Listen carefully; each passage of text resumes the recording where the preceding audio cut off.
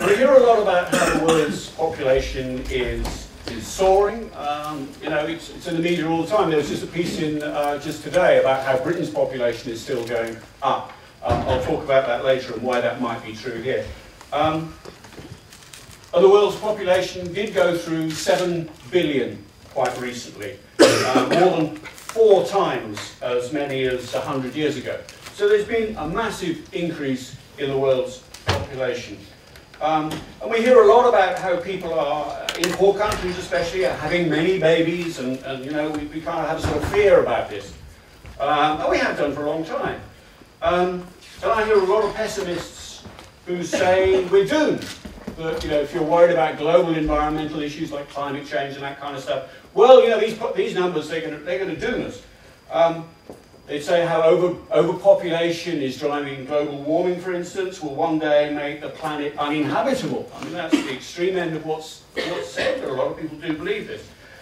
So I want to give you a bit of good news. It's not unalloyed good news. It's not everything's fine, no problem. But some good news to give us a sense of what's happening with population and how we might get through the kind of big increases which there certainly have been. The title of the book, Peoplequake, is kind of sounds alarming, I guess. But I want to diffuse some of our fears, some of our demographic fears.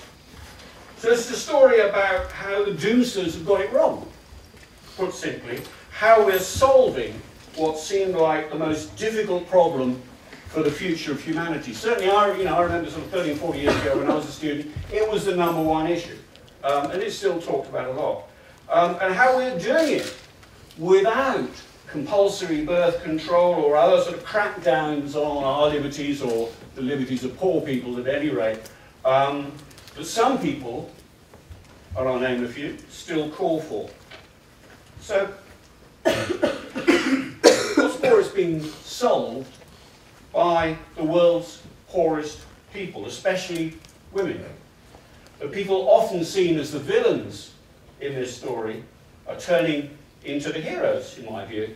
And this cocoa farmer that I met in Cameroon, she's a cocoa farmer and a mother, and she told me she was going to have 1 child, and that was it. No plans for any more, that was her plan. We don't often hear about women in Africa who only plan to have 1 child, but there are more and more of them. There's nothing special about her, I just like to kind of put a human face to the story that I'm telling, and most of my slides will be pictures of people rather than graphs or bullet points or anything of that sort. And it's a good news story, as I say, despite many people are reluctant to accept. And among them, I'm afraid to say, is this guy, David Attenborough, who was talking only a couple of weeks ago about population. And he said that if we didn't stop breeding, nature will solve the problem for us. And by that he meant, you know, diseases and huge famines would be taking over to do the job that we can't do in keeping down our numbers.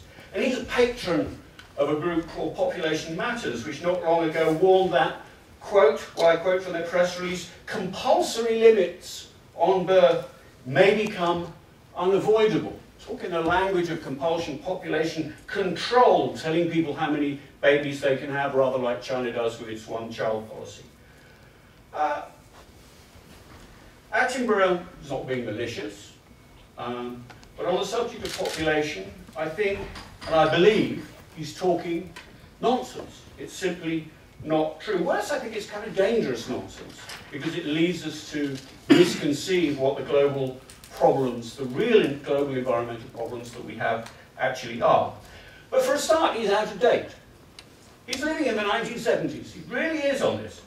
The population bomb that I remember being scared about 40 years ago as a kind of sixth former and a student at university is being defused fast. The population bomb is being defused.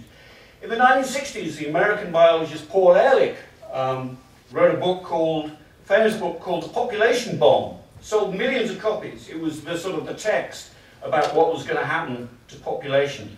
Now, Ehrlich was actually a kind of butterfly scientist. And he saw how some colonies of insects bred and bred until they devoured all their food and were wiped out. And he figured that humans were like that too. And back then, I mean, you know, the case was quite strong. It did look quite likely. Women were having 5 or 6 children, on average, around the world. And most of those children were getting to grow up, and they were having their own children. So the human population was doubling every generation. Now, how could we double food production? I remember thinking that quite strongly. It would be impossible. We couldn't possibly double world food production in a generation. Ehrlich said the same thing. The battle to feed humanity is over, he said in his book. Sometime between 1970 and 1985, the world will undergo vast famines. Hundreds of millions of people are going to starve to death. That was his prediction. Well, what happened? The world's population has doubled since Ehrlich wrote his book. When he wrote his book, it was a bit under 3.5 billion people, and we're now over 7 billion people. And we have had some famines.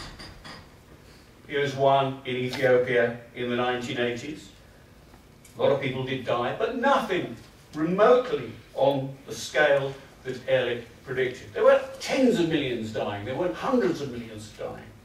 Because amazingly, food production did double ahead of time. In fact, thanks to science and the green revolution of new high-yielding crops, it doubled ahead of time. We actually doubled world food production before we doubled population. That's not to say that there aren't people hungry in the world, there are, but actually there's enough food in the world. The issues are about how we can distribute it and how much we waste and that kind of thing. That's a separate talk, but essentially we produce enough food. And that bought us time. Time that we're using. I mean, obviously you can't carry on necessarily doubling food production every generation, but it did buy time. Because the other big surprise is the population. The other big surprise is the population bomb, as I say, is being defused. You may not have heard this. And if you don't remember anything else in this talk, remember this. Today's women have half as many children as their mothers back in Ehrlich's day. An average of just under 2.5 children per woman. It's the global average, not just the rich world, we're talking about everywhere. It's a reproductive revolution going on around the world right now, halving the number of children that women have in a generation. And if you think about it, 2.5 is getting pretty close to the replacement level. You'd imagine that it was sort of 2. Actually, it's a bit higher than that because not all girls get to adulthood, so they can have their own families.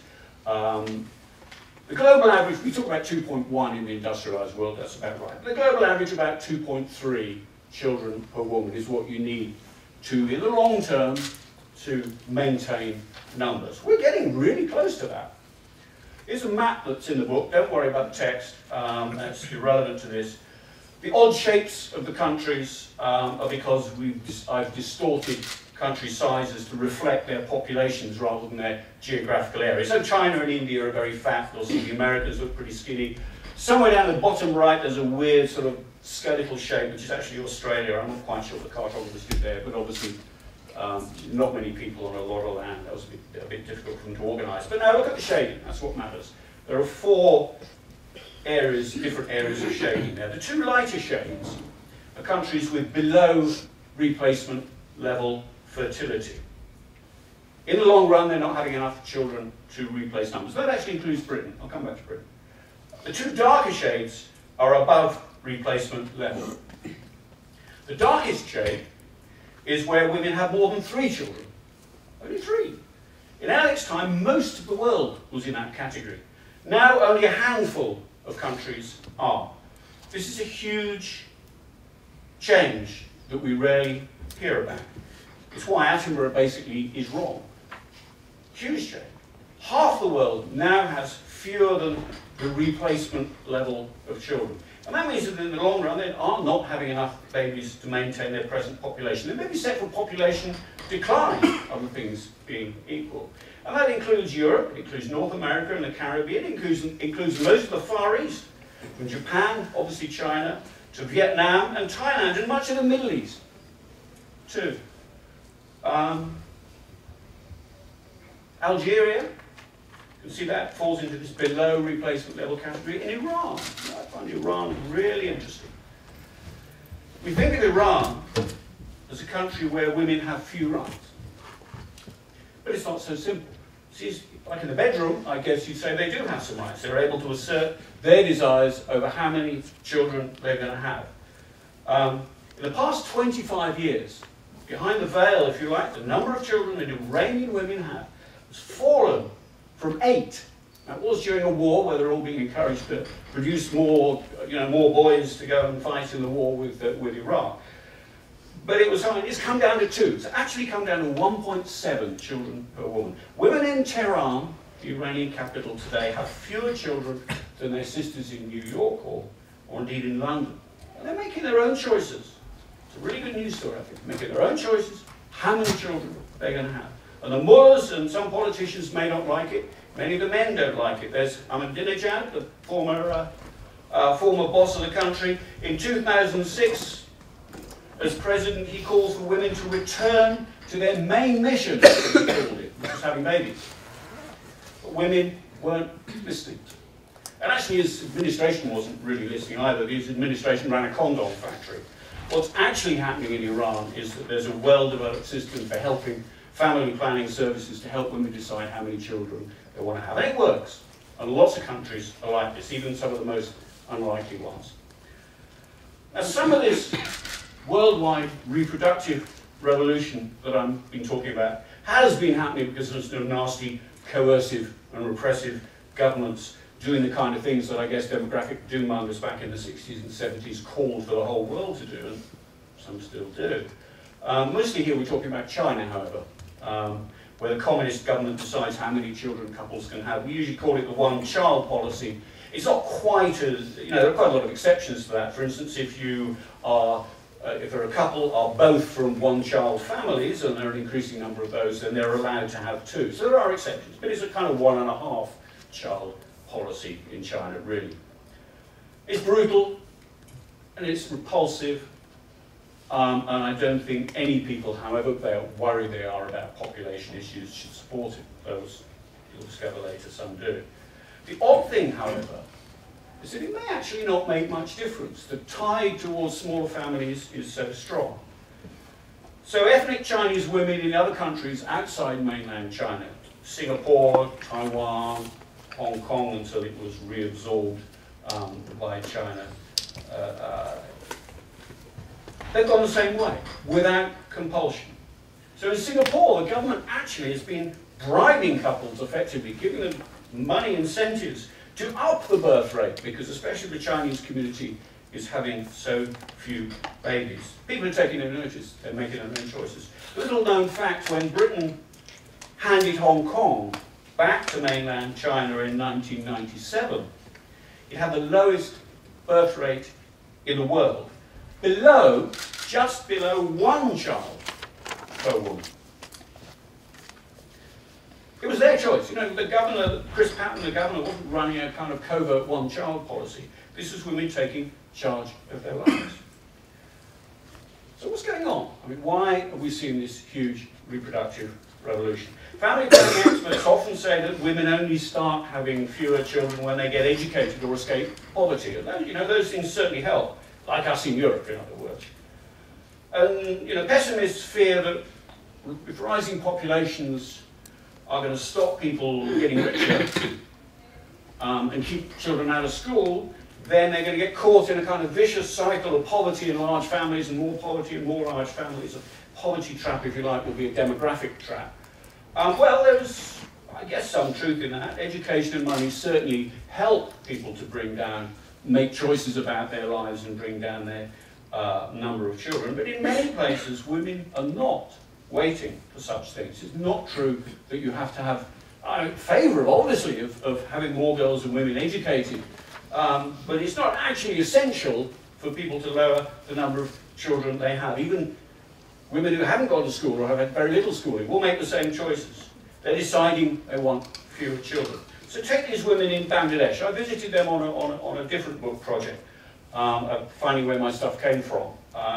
Their names are Aisha, Miriam and Aki. They're 3 women in Dhaka in Bangladesh, and they work in the backstreet sweatshops making clothes. I'd gone to visit them to find out where my clothes came from, essentially.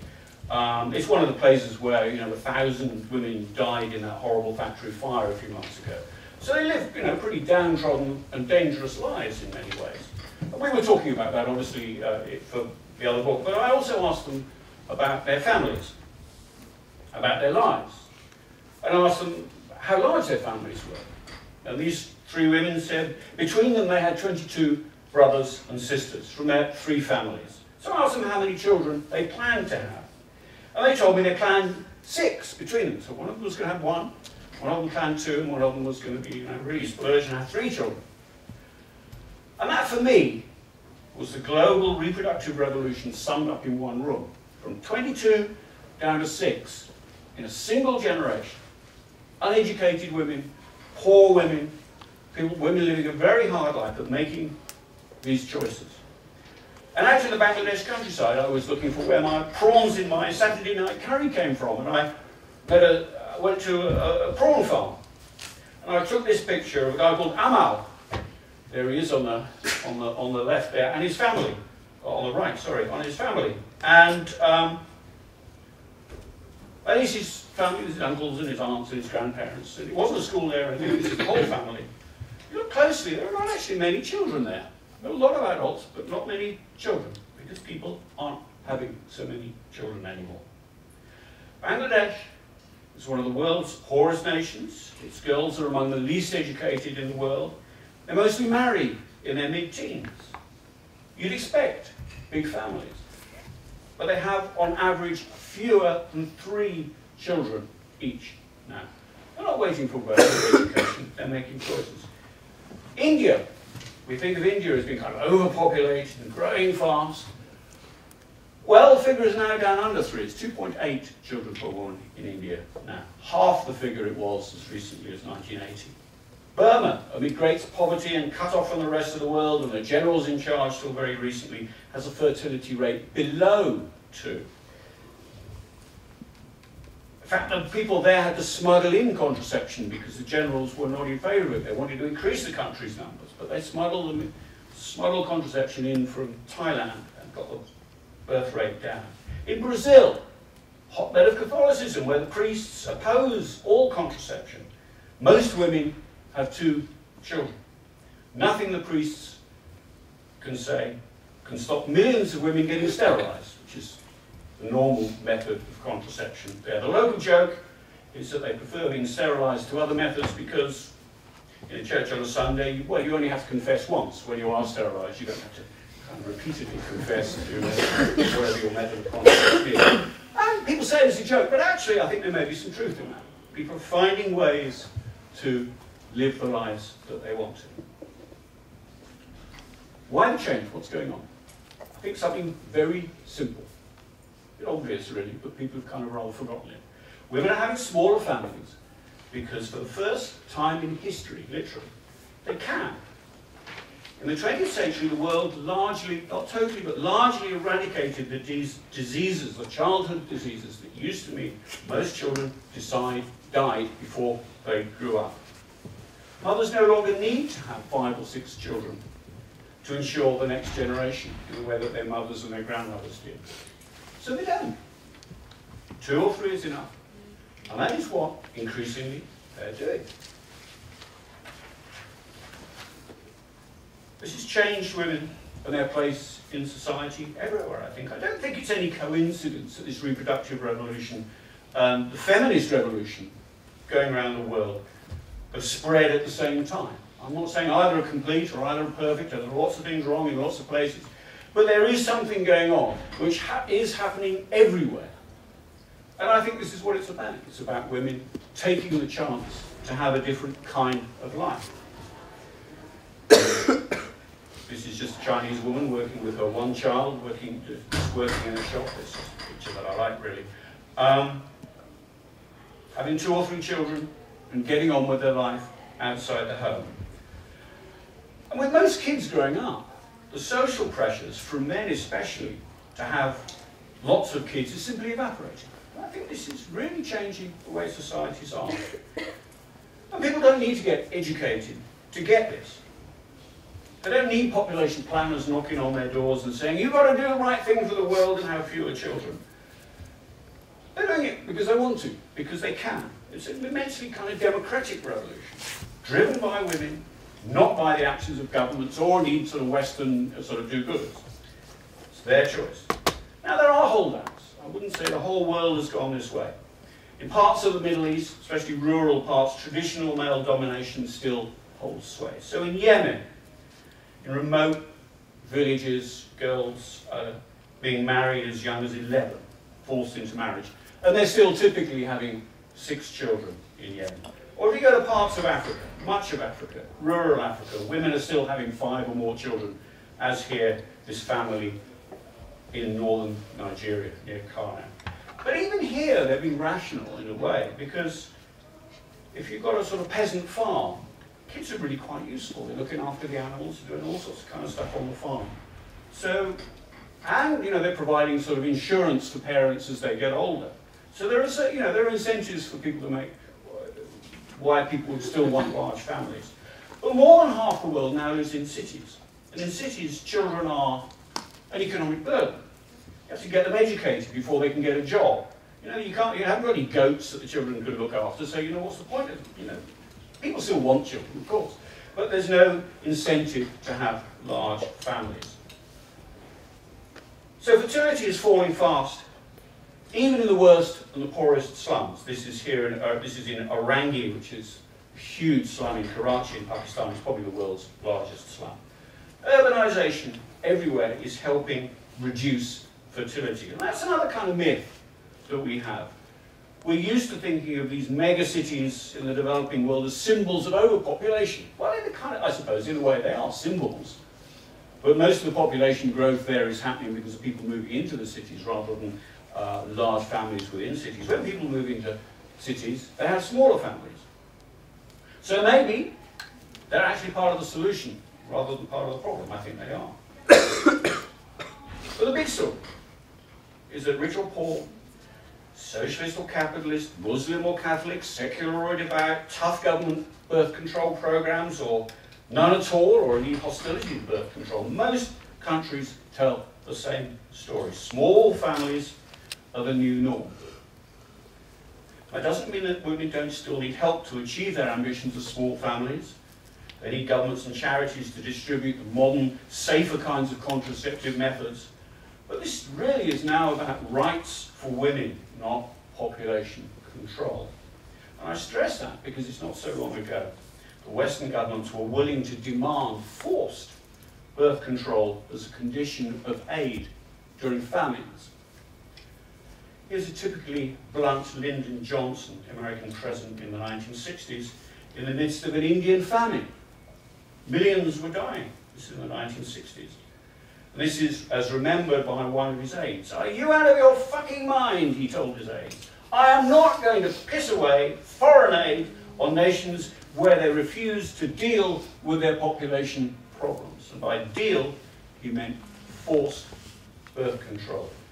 Indira Gandhi, the Indian Prime Minister, did what she was told. She needed that aid to feed her people. And she introduced a forced sterilisation program, mostly male vasectomies, in fact. And that proved so unpopular that she was eventually thrown out of office on the basis of it. Didn't stop Johnson. He thought that was the way the world had to go, forced control. That view about the need to have what amounted to forced birth control persisted right into the 1980s. I remember when I was a young journalist, I went to my first big UN population conference in 1984 in Mexico City, which had just become the world's biggest city. And this conference was dominated by men demanding ever tougher birth control. It's amazing to think about it now. They gave the UN Population Prize jointly to Indira Gandhi with her forced sterilisation program and to the head of China's one-child policy. So the UN population people were all signed up to forced birth control, essentially. But a decade later, actually working very well, but they were signed up to it. A decade later, the next big population conference was in Cairo in 1994. Here it was completely different. I was amazed. It was dominated by women. Very interesting. The new population chief at the UN was a Bangladeshi gynecologist called Nafis Sadiq. Here she is. She said, not allowing women to take decisions for themselves is really the main obstacle to population control. This wasn't an outbreak of some political correctness and all that, it was absolute truth. The whole story had been turned on its head. From being men fearful of women having all these children, or men in the rich world anyway, fearful of all these women in the poor world having lots of children. Now, women weren't holding up the arrival of smaller families, they were the key to it. And that was the truth. It was about this time that fertility rates really started to fall.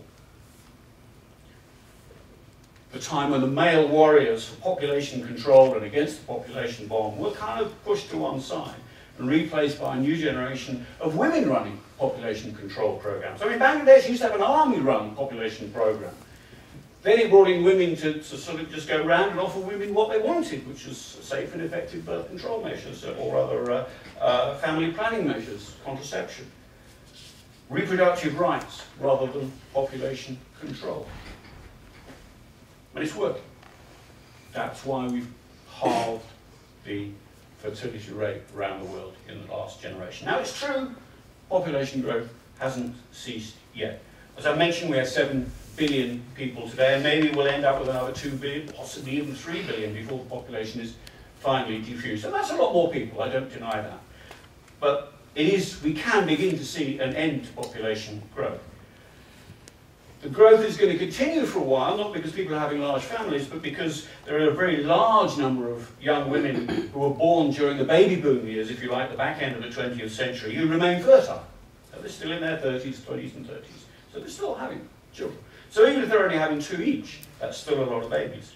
But even so, we can look forward to the next generation of mothers who are likely to be smaller than this one. And then it'll go on down. And we'll get into a sort of downward cycle.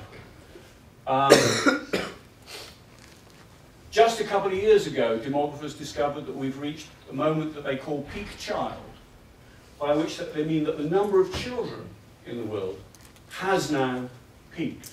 It's not falling yet, but it's peaked. So that's the first sign that we're heading towards peak population overall. And actually, if fertility rates continue to fall, well, we can see peak population within a generation, I'd say, and after that, the world's population could conceivably begin shrinking. I'm not predicting that it will, but it could. Not through plagues and, you know, all the kind of Malthusian stuff, but it will very possibly be falling by the end of this century, and perhaps even by the middle of this century.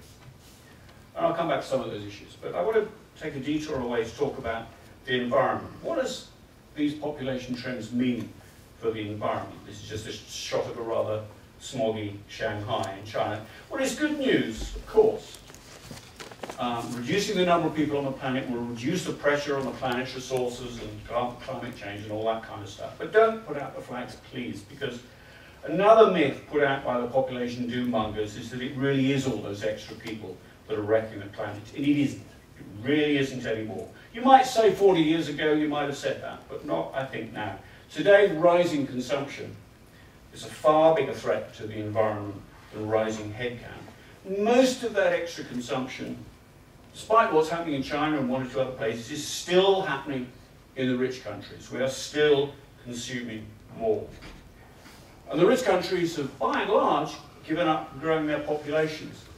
Now, I know we've seen some stories today about how Britain's going to have more people. Britain, the indigenous population, if I could put it that way, is pretty much at replacement level fertility, so we wouldn't expect much change. But we have a migrant population coming in, and we're also tending to live a bit longer, so that's going to push up our numbers. Not radically, but it'll push them up. But really, it's rising consumption that is what is going to drive the threats to the planet, if I can put it that way. Look at these numbers. The world's, this is about carbon dioxide and climate change and all that, the world's richest 500 million people, it's about 7% of the global population, are responsible for half the world's carbon dioxide emissions, while the poor 50% of the population are responsible for just 7% of carbon emissions. So there's no way that halting population growth in the poor world is going to have more than a very marginal effect on climate change. Now, the consumption patterns in the poor world certainly will have an effect, but population numbers is not really the issue anymore. You say, well, what about future generations? All those big families in Africa breeding bigger families, and, well, you know, and they still do have fairly big families in parts of Africa. They may not consume much today, but you know, they soon will. So people will talk about, you know, well, these are kids in Ethiopia, but they could be in other countries. They are the demographic time bomb, whatever anybody says. Well, let's be clear about the scale of the differences involved. A woman in rural Ethiopia can have 10 children, and her family will still do much less damage to climate and other global environmental things, and consume fewer resources than the average Western family, a family of 10 in Ethiopia. In fact, in the unlikely event that her 10 children all live to adulthood, and each have 10 children of their own, doesn't happen, but even if you assume it did, then that entire clan of more than 100 would still be emitting less carbon dioxide than probably your meal, certainly the average American. Because the carbon emissions around the world are just so different today. The emissions from one American, well, one American is equivalent to about 2 Europeans, but it's equivalent to 4 Chinese, 20 Indians, 30 Pakistanis, 40 Nigerians, 250 Ethiopians. That's the scale of the difference. Economists predict that the world's economy will grow by 400% by 2050. I mean, nobody really knows, you know, it depends what happens to a lot of things. But if we assume 400% growth, 4 times as big a world economy as today, if that happens, then only a tenth of that growth, roughly, will be due to rising human numbers. Population numbers is just not the issue. Yes, some of those extra people might one day become rich, and if they do, and I hope they do, then their impact on the planet will be greater. But please don't blame poor people, don't blame these kids in Manila in the Philippines or any other poor people for the damage that we're doing to the planet now, because it's not their fault. It's the world's consumption patterns and how we produce what we consume that we need to fix, not the reproductive habits of the world. And every time I think we talk about, or David Attenborough or anybody else, or you maybe, talks about too many babies in Africa or India, we're denying that simple fact. We're denying our own responsibility for environmental damage in the world. But simply, the population bomb is already being diffused, as I hope I've shown. We've not even begun to defuse the consumption bomb. I'd like to take another little detour. I think those of us who regard ourselves as progressives need to take a long, hard look at where some of our ideas come from. We need reminding, especially perhaps about where some of our ideas about population come from. A lot of environmentalists, a lot of Greens, a lot of people on the left in politics will sort of say, oh, you know, this guy Malthus, this guy, what's this, you know, this Surrey vicar, Bob Malthus, he came up with this idea of Malthusian threats to the planet. He seemed like a good guy. He seemed like, you know, he understood the problems that the world faced. Well, I don't like Bob Malthus at all. Yes, this is 200 years ago, at the beginning of the Industrial Revolution, when he began warning about population growth. He said, if you like, what Paul Ehrlich and David Attenborough say today. So let's look at a little bit where he came from.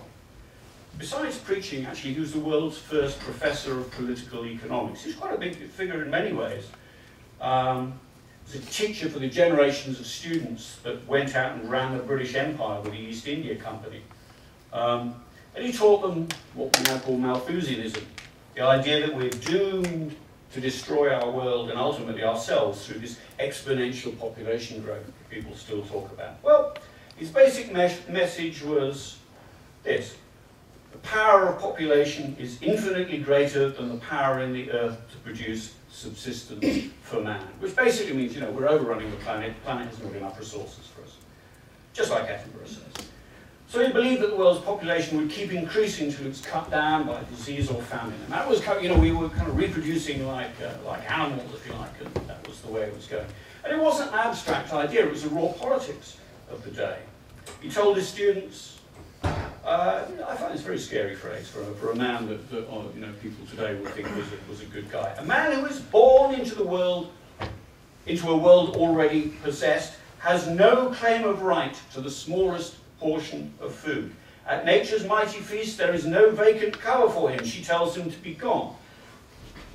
He's basically saying nobody has it, even if you're starving, you have no right to food. If you can't get food for yourself, then forget it.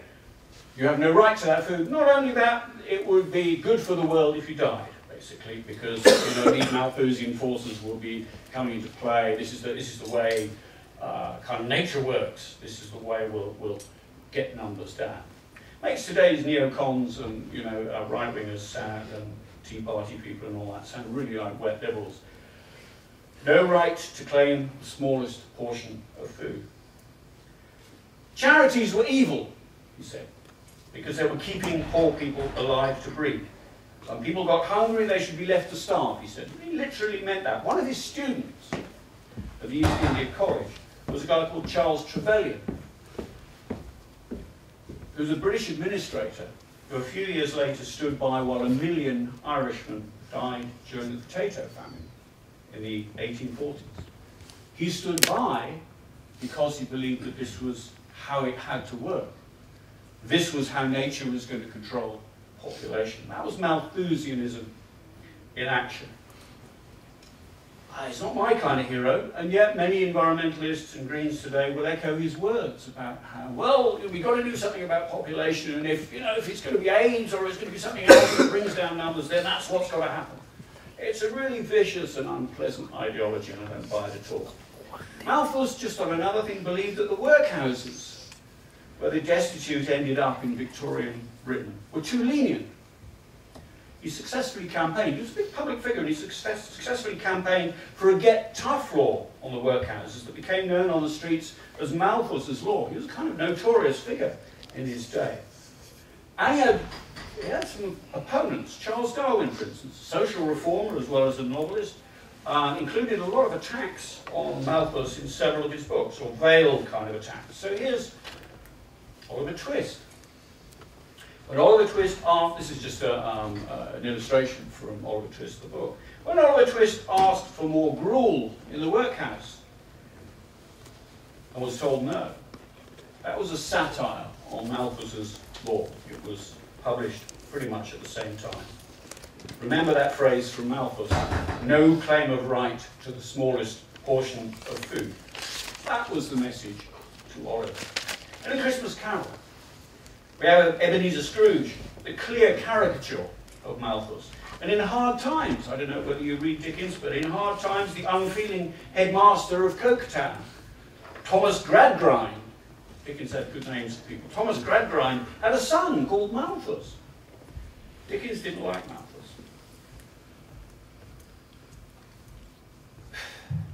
I think Karl Marx actually was spot on when he called Malthus's ideas a libel on the human race. And we see the truth actually of that again today. Because as in Malthus's time, people didn't carry on breeding until they all died of famine and disease. Actually, in Britain in the 19th century, they began to reduce the number of families, the number of children that they were having. And the same thing is happening, as I've been showing, around the world today. People voluntarily cutting their family sizes. No compulsion needed. Population bomb is being diffused right now in contravention of Malthus's ideas, Malthus's laws. Actually, Malthus was wrong in two ways, and there are two ways in which I think modern environmentalists are frequently wrong as well. One, he ignored technological change and how it could transform our ability to feed more people. Things like the Green Revolution that I talked about, doubling world food production in a generation. But also he didn't see that people actually do control their futures and their fertility. We don't operate like animals. We make sensible choices about the size of our families and much else. Again, I mean, I feel that that's kind of sort of democratic, optimistic method. We don't have to be so depressed about how people live their lives. So what happens next? If we're talking about these demographic changes, what's next? If we're not going to have a demographic doomsday, then what? Well, demographers used to believe that as countries developed and their birth rates fell, then they would settle down at kind of replacement level, rather like Britain's more or less at replacement level, and they assumed that that would become the new norm. Well, it sometimes happens, and as I say, Britain is a good case of it. 2 is a good number. This mother from the Selkirk reindeer tribe in Siberia would agree, and women all around the world will often agree 2 is like a good number. But it doesn't always happen. Nobody actually told women that the plan was replacement level fertility. That's what you've got to do. So the evidence of all countries in recent decades has been that once you get down to that replacement level, you come down from 4 children to 3 to 2. Mostly, they don't stop there. Mostly they carry on down, often to ultra-low fertility, below even 1.5 children per woman. In Britain, we've gone down and come back up a bit, but lots of parts of the world, we don't. If you go back to the map again, the lightest shade, quite a lot of the world is where the average woman has fewer than 1.5 children on average. Why? Why are they always kind of going on childbirth strike? Right? I mean, I've got to be careful. I'm speaking as a man here, but I think it has to do with the incompleteness of the feminist revolution that I was tying together with the reproductive revolution. If it's really difficult for women to have a career, have a new kind of life that they want, and have a family, they'll say, well, no, okay, all right, I'll give up on the family. I want the career first. That comes first. Or I'll have one child, and that'll be it. I think it has to do with that. One evidence, I think, is if you compare Northern Europe with Southern Europe, and Southern and Eastern Europe, as you can on that map. In the North, where, for all our failings, men take a greater role in bringing up children, and where the state intervenes sometimes to help working mothers, or where the labour market is perhaps sufficiently flexible to allow working mothers to work. As I say, it's very incomplete, it doesn't work terribly well, but where there is some effort to do that, fertility rates stay fairly close to replacement levels. So you'll see that in Scandinavia, you'll see that in France, you'll see that in Britain, you'll see that in Ireland, you'll see a number of places. But where they don't, and here we're talking more about Southern Europe and Eastern Europe to some extent, then you get these super low fertility levels. You're forced to make a choice between working and children. Many women today will decide on work and forget the child. Or, I'll have a child later or whatever. And there's rational choices that they're making. And the countries with the very low fertility rates tend to be the sort of unreconstructed, male-dominated, make life really hard for women kind of countries.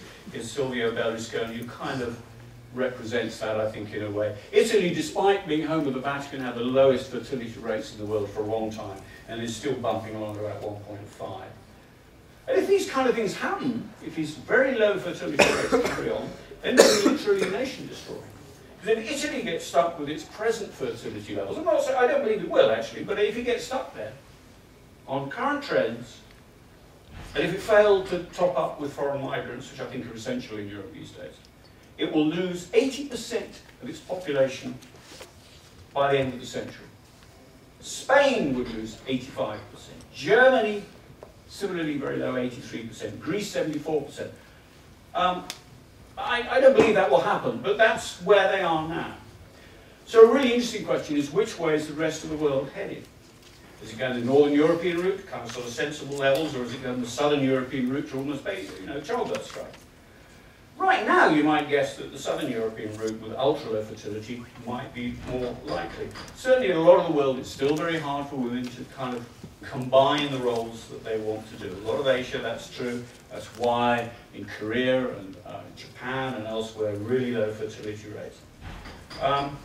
Or in Latin America as well. There's just a beauty queen in Ecuador. They still have beauty queens in much of Latin America. And again, like Silvio Berlusconi, it's just a kind of symbol of where things have got stuck. And I think those conditions are going to see many countries head for very low fertility rates until we complete that feminist revolution. So I'm going to make no apologies for this being a somewhat political tract at this point, but I think it plays into the population numbers game. My guess is that before I die, the world will actually be more fearful of falling population than rising numbers, and will be desperately trying to devise ways of increasing fertility rates. So what else is coming down the track? One certainly I mentioned it before, is more migration. Europe's low fertility means that we need many more foreign workers. Foreign workers are going to be the reason why Britain's numbers go up, principal reason, in the next 10 years. I don't believe that they'll go up by up to 70 billion, but I think they will rise.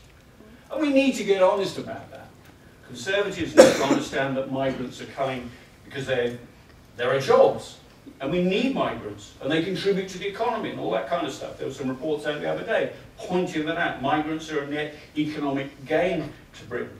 But liberals also need to recognise that most migrants are not helpless victims of snakeheads and people smugglers. Yes, there are horrible things that are happening in the Mediterranean from time to time, but most economic migrants, if you like, are coming for jobs and to further their lives and perhaps send some money back home. This, I think, is all healthy stuff that should be encouraged. What we need is to give more rights for migrant workers so that they don't get overexploited. We should welcome that. Here's something else, okay? That's enough about migrants. I think here's something else. The really big demographic story of the 21st century is going to be ageing. Some places, like, this is just a picture of my home village in Kent where I grew up, where, when I was young, it seemed like everybody was always very old. They were already very old. But certainly, ageing is an increasing trend globally. As fertility rates fall, there are fewer babies around, fewer young people, the next generation is becoming smaller than the last one, and people are living longer. And this ageing of our society, the average age of somebody in almost every country in the world is rising. And this is truly terra incognita, if you like. Our species has literally never lived in societies where there were more people above the age of 50 than below. But soon, we're going to have societies like that. Not just in the West. Again, this is the shot of sort of 2 generations in China. China is going to have more old people than anywhere else in the world. Probably half of all the people who have ever lived beyond the age of 65 are alive today. We have a lot of old people around. We're going to have more and more. And this is just the start. Some say we will never be able to afford to look after all those old people, but I'm not so sure. I mean, we're going to have to sort of renegotiate sort of things between generations here a bit, I think. The old we're going to have to think of not just as dependent people, we're going to have to think of them as human capital, a source of wisdom and experience, all that kind of stuff. We're going to have to learn to harness those skills better. When the majority of the population is getting old, we're going to have to learn about how to use the old better. The old are going to have to work longer. I mean, they don't like being told this, but it's true. But they will also expect to be valued more. Our society, if you like, has to learn to grow old gracefully, because we're going to have to do it. Think about health. I mean, I think the whole direction of public policy is going to change in lots of ways. All the things that I've been talking about, all these demographic changes and so on, as I mentioned, happened because of this health revolution in the 20th century that eradicated the killer diseases that wiped out most kids before they could get to grow up. That's what we've been talking about. But in the 21st century, I think there'll be a new priority to help the old to stay fitter longer. So health investment is going to have to go into that. So they can have better lives, of course, but also so that they can contribute more and not so much a drain on society because they're sort of having sort of lingering ill later years of their life. The old have got to, we've got to find ways of improving their lives for everybody's sake. That's pretty much it. Let me just finish off. I think there's going to be a real huge difference between the 20th century and the 21st century. The height of the worldwide population explosion in the 21st century was almost literally taken over by teenagers. I just like this shot. This is a rickshaw rider in Manila. He's my kind of symbol of the 20th century. He's not a rich guy or anything, but he's a baby boomer. He's a sort of an entrepreneur. He was just had to go and get stuff. He had a girl in every corner of Manila, and he was really proud of it. He was just a lovely guy. So that was the 20th century. Sort of baby boomers, teenagers, rampant consumers. We were all doing stuff, and it was all happening very fast, and it was great. Now, it's hard to predict how the 21st century is going to play out, but it's going to be older. It'll probably be a bit more boring. Because we've never had a world in which most people were old. Now, our species might kind of shrivel up and die. Some people predict that. We'll just go up the ghost, there'll be no sort of get up and go anywhere. We might lose the ability to innovate. We might lose the ability to solve all those big environmental problems that have been created during the 21st century. And what we really need is a lot more ideas and innovation to fix them. Otherwise, we're in real trouble. But my guess, my hope, I guess, probably what it is that the 21st century will be, well, maybe more mature. Well, it will be more mature. Maybe less frenetic. Maybe less consumerist. A more kind of frugal and a greener society. You may say a more boring society, I don't know. But I think our societies are going to change. Because the population will have been diffused. That won't solve our huge environmental problems, which we've got to fix. But we're going to have to think about how we do that. We're going to need a new kind of, sort of culture in society. That's my last slide. Older, wiser, greener. I'm from the baby boom generation. I was born in the 1950s. And our generation has trashed the planet in a way that no generation has before. And I won't trouble to apologise for it, but we certainly have. Maybe as we get older, maybe as we baby boomers get older, we have a chance to repair a bit of the damage, or at least find, I don't know, a new way forward. But certainly society as a whole has got to change, because we haven't fixed the environmental problems. We've given ourselves a chance by getting towards peak population, and I believe we'll get there. That doesn't solve the problems, but it gives us a chance of doing it if we can use this other demographic force, this aging force, wisely. So if we can, in the 21st century, and I'll finish on these three words, create a society that is older and wiser and greener. I'll stop there. Thank you. So there's a question.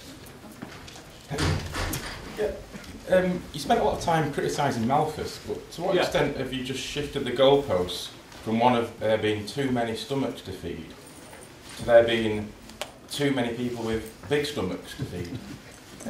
You know, we've no longer got a population crisis. We've got an overconsumption crisis. But essentially, you're still saying the same thing. You're still saying that essentially people are consumers and that consuming is a problem. And just, your generation has trashed the planet.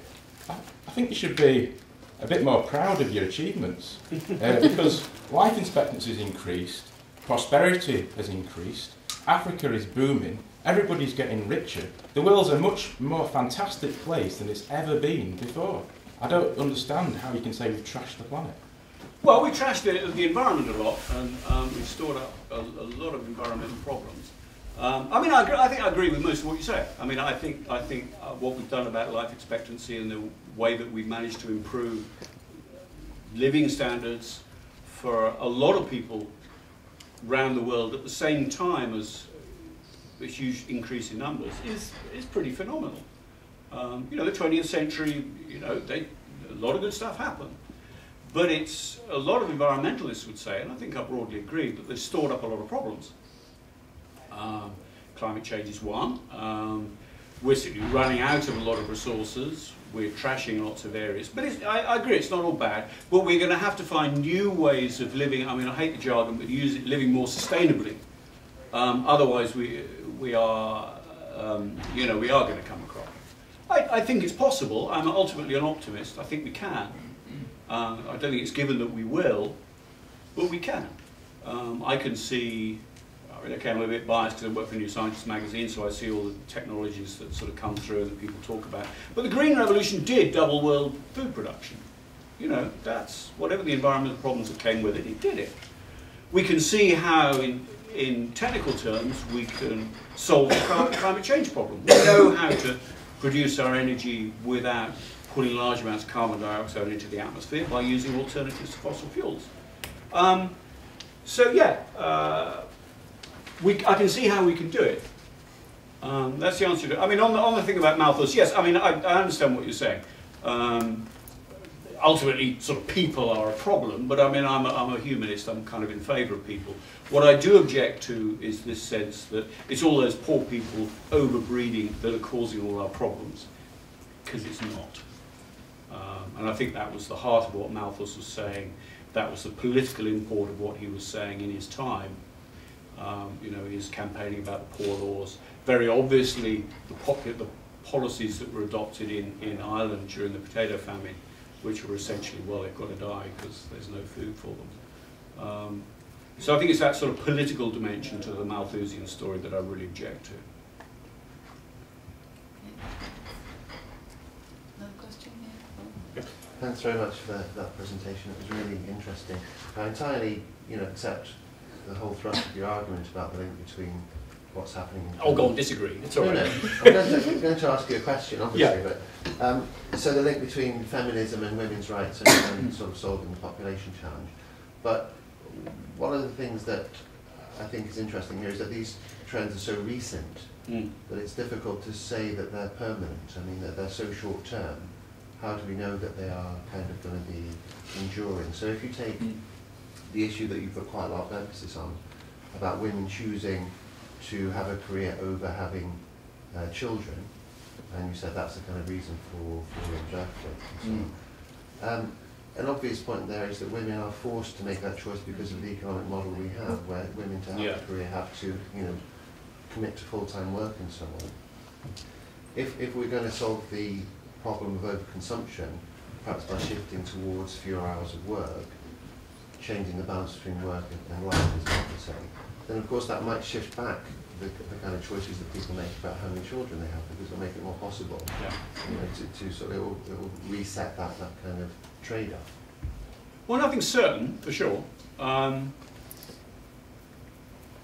in favour of sort of trying to sort of recalibrate what our aims are in life. And if you have a World Happiness Index, it's very different from a World GDP league table, and we need to think a lot more about that. So yeah, I'm not saying what I think is a genie that you're not going to put back in the bottle is, or not easily put back in the bottle, is women changing the kind of lives that they can have, whether that involves having a job all the time or doing something else. They are free. I mean, this is really new, is it not? But because, as I said, because most children get to survive, the imperative, if you like, or the pressure, if you want, to have 5 or 6 children in order to produce the next generation, because only 2 will survive probably, has just not evaporated entirely, but it's much reduced. And okay, if we get some horrible disease that starts wiping children out in very large numbers, then that we might go backwards. But I think without that, I think why would women suddenly sort of put the genie back in the bottle? I mean, things that some really good stuff's happened here, and I'm arguing that it's to some extent demographically driven.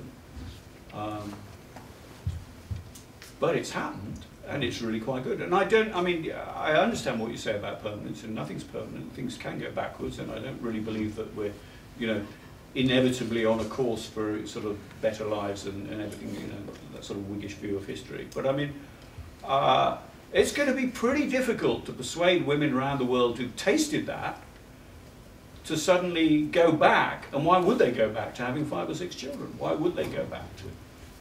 Okay, women are living longer. That's the other dimension to this. You're going from a world in which women perhaps live to be 40 or something,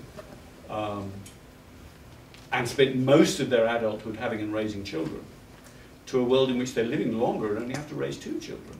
Most women in India sort of go out and get sterilised or something at about 25. They've had a couple of kids, 3 kids maybe, and they think, right, I'm going to make sure that I don't have any more and go off and do something else.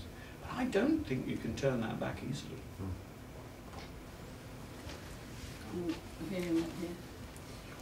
How do you expect consumption to decrease, even though more and more countries are becoming developed and they're looking towards consuming the same amount as the Western world? Well, it's going to be hard. I mean, as I said, that's the really hard question. I think there are some signs that we're not consuming much more now in the West than we were maybe 20 years ago. And this is not just about sort of economic downturns and things. People's lifestyles are changing a bit. We're driving less. It's a mix of kind of lifestyle things and technological things. I mean, technological developments mean that we can use our resources much more efficiently. Now, it doesn't necessarily mean a good thing. I mean, okay, cars are a lot more fuel efficient than they were 20 years ago, but then we go and have bigger cars. so that the net result is not much change. But there are technical things that can happen that can reduce our consumption, and they are technical developments that can be adopted in developing countries now, whereas when we were at their stage of development, the technology didn't exist, it couldn't be done. So there are possibilities. I mean, I'm not putting it any higher than that, because this really is, it's the consumption bomb that's a challenge. So I mean, there are issues about how we live our lives and how consumerist we want to be. And I think maybe as we age, there will be some moderation in that. Maybe we'll become less consumerist. I don't know, I can't guarantee it's possible. But then there's also the kind of technological things that are happening which may or should allow us to have less impact on the planet for every kind of good life that's lived, if I can put it that way. But do you think we also need to consume less, as well as relying on technology? Oh, well, certainly, as in the rich world, we also be consuming less. And I think maybe we will. I mean, I don't think we're on an ever upward trajectory on that. I think, Paul, as you were saying, I mean, people are now thinking more about sort of quality of life. And quality of life is not, is very different from consuming. And there are quite a lot of recent studies that point out that societies where income differences are less, for instance, where poorer people can sort of have better expectations of a reasonable life, are happier and consume less.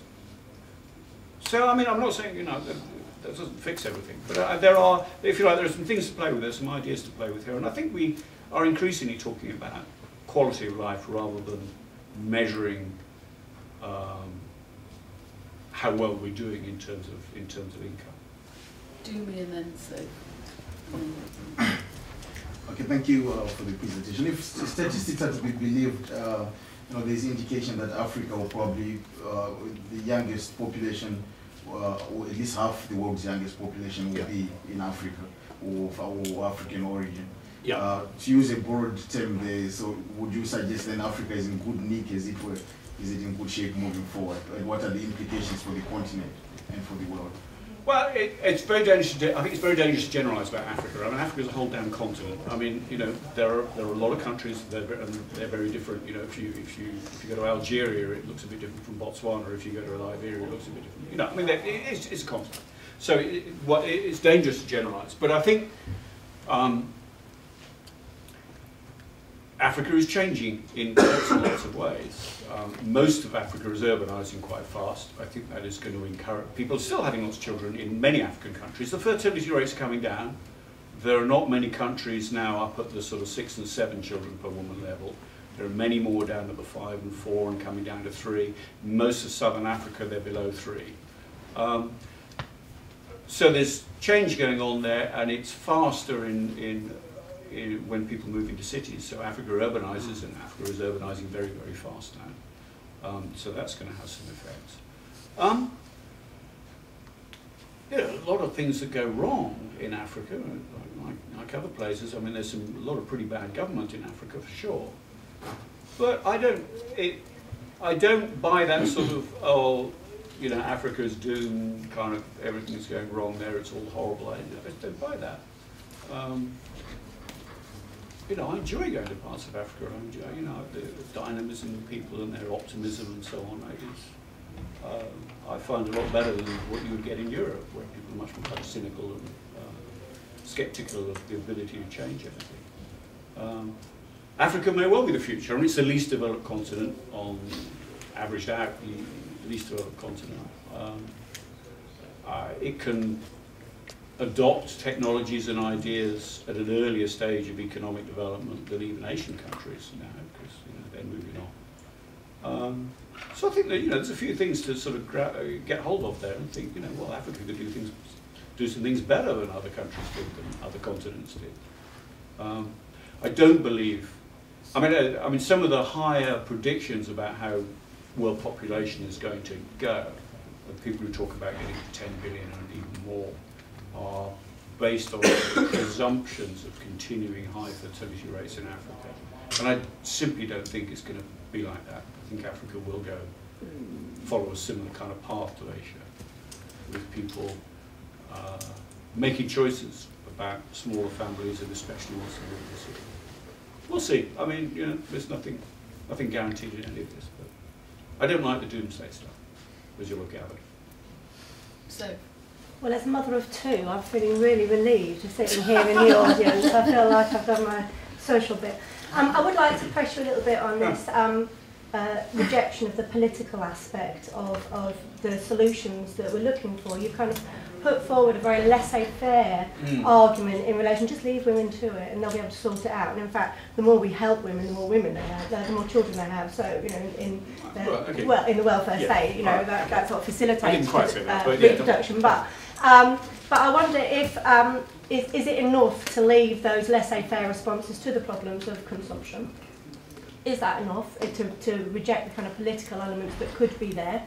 And does that kind of rejection of the political extend to other areas of perhaps global initiatives, such as initiatives around child labour? Because I think you are really rejecting that kind of incentives around reproduction, which, you know, I think still exist. You know, I think your example of the factory in Dhaka, children working, children sweatshops. I think, you know, that characterisation of urbanisation, meaning that people don't have children, I think it can be questioned. So I just wondered if that rejection of the political element is good enough.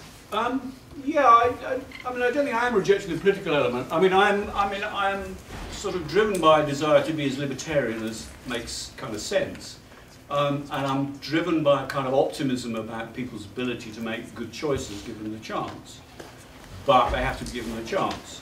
And economic laissez-faire of the kind that we've seen in the last, you know, sort of 30 years don't do that, or doesn't do that very effectively. It can give them some freedoms, but then shut down loads of options. So many, you know, yeah, there are difficulties there. I mean,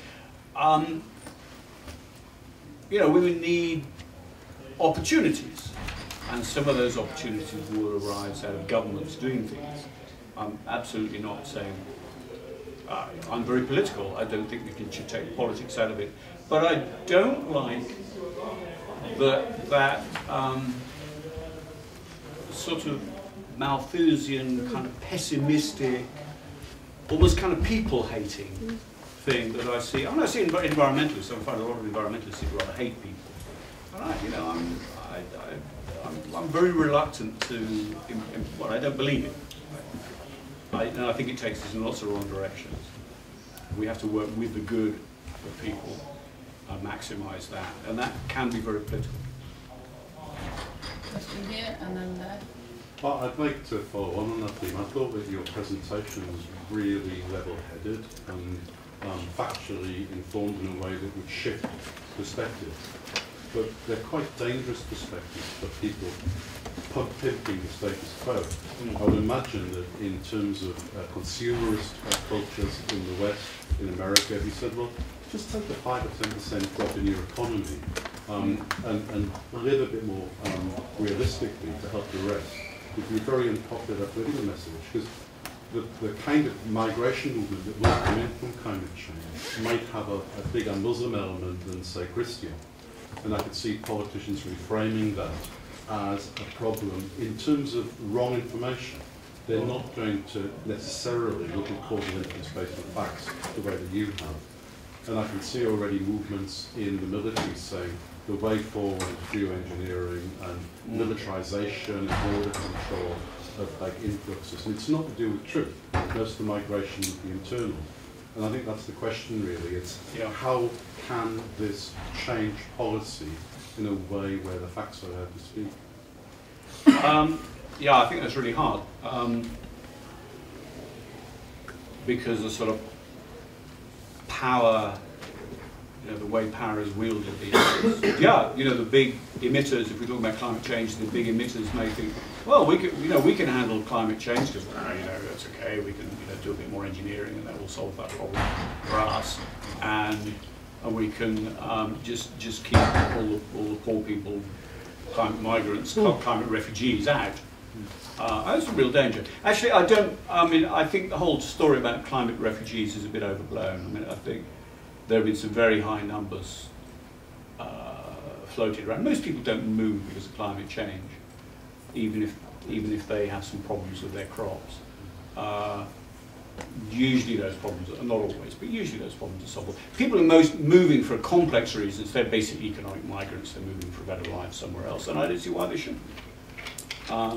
If you are serious about improving the lives of people in very poor countries, one of the best things you can do is allow some of their members, probably the younger ones, to move and go and work in rich countries and send some of the money home. There are, you know, if you go to Haiti or somewhere, that's how countries like Haiti and the Dominican Republic and all parts of Central Asia and other places, that's how they get by. So again, that's a kind of slightly libertarian kind of perspective. I mean, I really think we should encourage movement of people around the world. You know, we seem to think it's okay to move capital around the world. Money can move. Money's allowed to move. You know, you can press a button in the city of London and you can move money anywhere. No problem. And I'm rather, you know, distressed by a world in which money is free to move, but people aren't. So I'm rather in favour of migration. And yes, it can create problems, and you can't have total, absolute free migration, everybody. But I mean, I think as a strategy for coping with some of the stresses in the world, it's really rather good. And as a strategy for reducing income inequalities around the world, I suspect it's also rather good. And I think any genuine sort of laissez-faire libertarian economist ought to be thoroughly in favour of mass migration. Oddly enough, some of them are. Another question there? Yeah, it's about the ageing population issue you talked about at the end. In particular, clearly there's an ageing population in the West, and the population will age in the developing world, and there'll be like a wave of population growth and ageing population that comes through. And you talked about treating old people differently and people working longer and all that kind of thing. But is there a problem where there's a limit to healthy life expectancy, but life expectancy develops further beyond that, so you end up with an elderly and infirm population needs looking after by an increasingly smaller number of, or relatively small number of younger people? Yes. At the moment, you know, we're solving this problem by internal migration into our country, but you know that problem will. It can't be solved. Migration will probably peak in the next couple of decades, and then all the other countries will have, you know, the sources for those migrants will have such low fertility rates that people won't be moving. I think there are really big problems about having, you know, the big problem is increasing number of people who are dependent, if you like. Large numbers of old people dependent on smaller numbers of young, economically active people. It's not actually quite as bad as you think about it, because if there are fewer children around, then children were dependents, and now there'll be fewer children being dependents. And the other, I'm also struck by, I mean, back in the 1950s, most women didn't go out to work. Wearing that analysis, then they were dependents. So, in that sense, have the number of people who are economically dependent actually increased compared to the, you know, I'm not sure that solves all the problems, but it's a different perspective. I think one can easily get sort of spooked by all these old people, and how can we possibly look after them? Well, you know, we did used to look after many more children than we do now. We did have very large numbers of adult women, I'm not saying they were sort of useless or not doing anything in society, they were bringing up their children for a start. But they weren't economically active in that sense. The other thing I think about aging is that most of the social costs and the health costs of the illness of the old are in the last couple of years of their lives.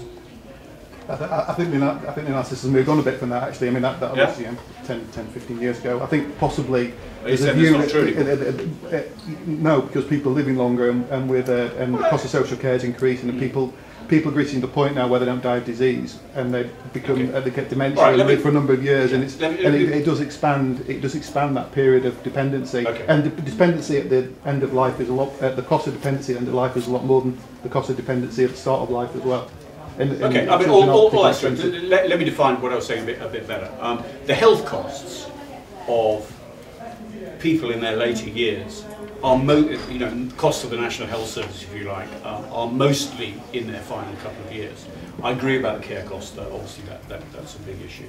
I'm not denying that the problem exists. I'm just warning against getting too scared by it, because I think maybe the number or proportion of the population that is dependent in that narrow sense may not actually increase as much as we imagine. It's just a different kind of class of people, and we're going to have to live with that. We're going to work with that, but we're going to have to find some uses for these people in there. Not retire everybody off at 60. Let's have people being really useful members of society into their 70s and then their 80s if they can do it. I don't know. We'll see. We're going to have to. Okay, I think we should bring it to a close now. I'm just contemplating being useful in the next 20 years. So thank Fred very much for coming. Thank you for your interesting presentation.